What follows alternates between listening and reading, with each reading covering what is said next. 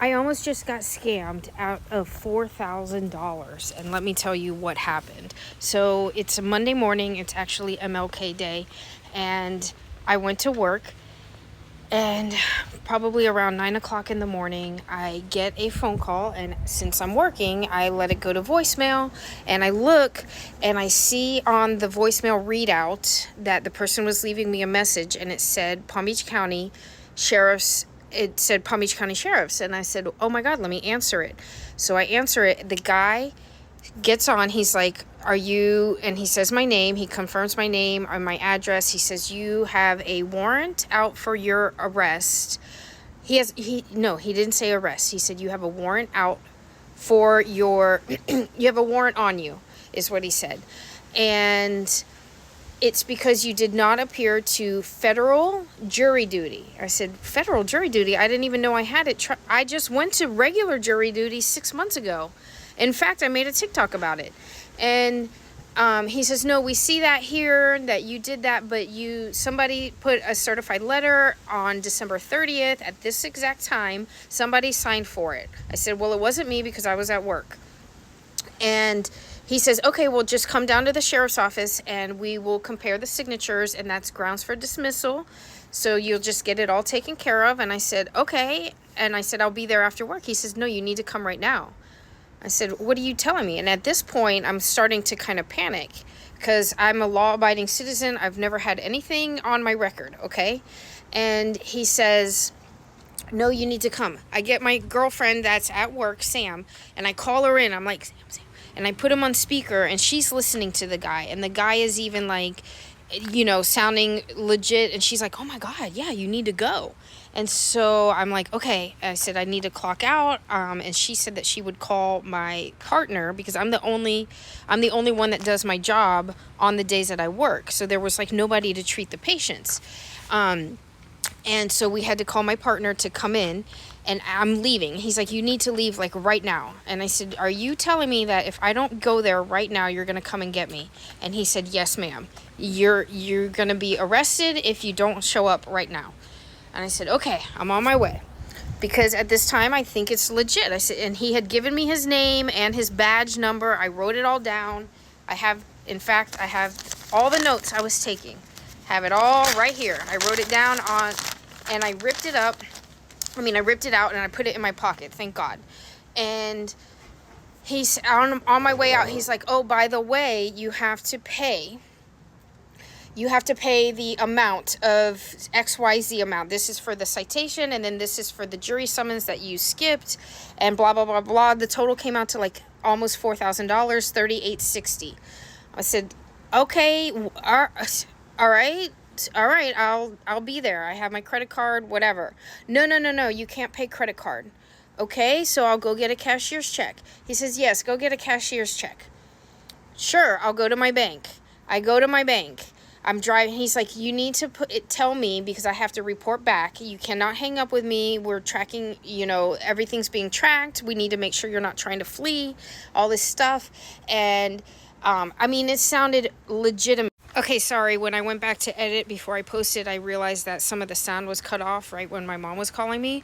But basically, I left off right when the guy was telling me I had to go get a cashier's check.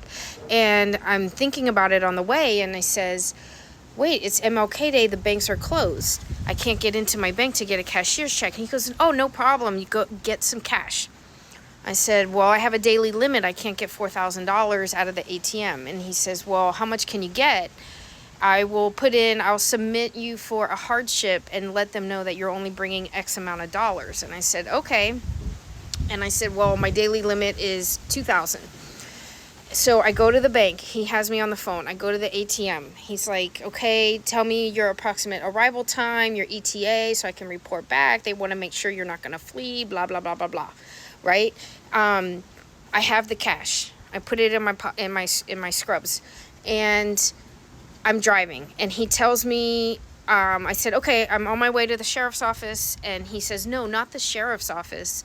You have to go. They don't take cash there. You have to go and get the amount certified by one of our authorized, kiosks or whatever.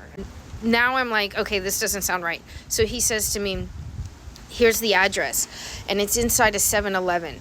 And the 7-Eleven address that he gives me, I know exactly where it is. It's all the way like further north. And I'm like, ugh, it's a very sketchy 7-Eleven. It's a sketchy plaza. It's in front of a very sketchy neighborhood, like in our town. And he says, yeah, go there. So I'm starting to have like red flags now, and I'm like, because I was already 30 minutes away because I work further south, and so now I have time in my car to sit and think because I don't drive with the radio on. I'm always thinking in my car. It's like my peacetime. So the guy is on the phone, but he's in silence. And so now I'm like, okay, something is really weird. I finally pull up to the 7-Eleven, and I told him I was at the red light waiting to turn in, but I wasn't. I was in the parking lot and looking like something's about to happen. I want to make sure that nobody's here, and just out of curiosity, I went ahead and I went in to the 7-Eleven. I was right by the front door, and I said, what's the what am I looking for? And he's like, oh, it's a yellow and black sign for the kiosk, and it'll say Bitcoin Depot. And that's when I was like, what the Bitcoin Depot? What the hell? And he said, and I asked the guy, but right then somebody else walked in and made eye contact with me. I think they were there to take the money from me and like rob me, I think. But I asked the guy that worked there, and he's like, we don't have that. And I think he knew I was getting scammed because he kind of chuckled. So I get back in my car, and the guy's like, no, I have another location. I said, sure you do. So I pretend that I'm driving there, and I'm kind of driving in the area, but like, I'm not going to actually go to the place. And now I'm like, we need to text. And I texted my husband while I was on the phone, and I told him to get our friend. Our friend is like the captain of the sheriff's office, not like the main branch, but like this like satellite branch. And they work very closely together. I said, get him on the phone, tell him to text me right now, because now the warning signs are there. And I'm like, okay, this does not seem right. Why would I be putting money into a Bitcoin Depot?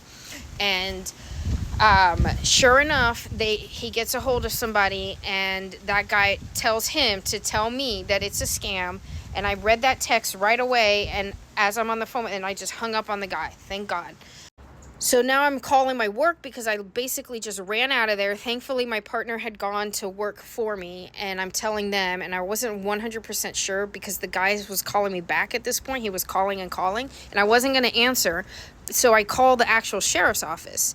And now that I think of, and when I tell you that it seemed legit, I'm probably going to run out of time on this. It seemed legit because they were texting me like all these little like disclaimers and affidavits with this like official seal that kind of seemed like it was from the government on the phone. And I have screenshots of those as well. And he gave me his name and badge number. But now I went back, and after I called, and the lady was like, who answered dispatch or whatever, I don't know. She says, no, it's a scam. You did the right thing and all this stuff. So the moral of the story is, even somebody who is me, like, I'm not gonna say that I'm like the smartest person, but I'm saying that like I'm pretty, skeptical of a lot of stuff. They even got me, and I told my mom, and apparently they've gotten like 2 or 3 other people in my family with this exact scam. But a red flag was that when I look back now, he said Palm Beach County Sheriff's Department. And we are not the sheriff's department. We are the sheriff's office. And nobody refers to the sheriff's office, PBSO, as the sheriff's department. And that should have been like, and I have it here. Okay, I do have one more thing to add that should have been a warning sign. When I was at the ATM and I told him I had a daily limit, he's like, well, what's your bank? I'll call them and we'll you need to get your limit increased. And I said, okay. And he's like, no, we can 3-way.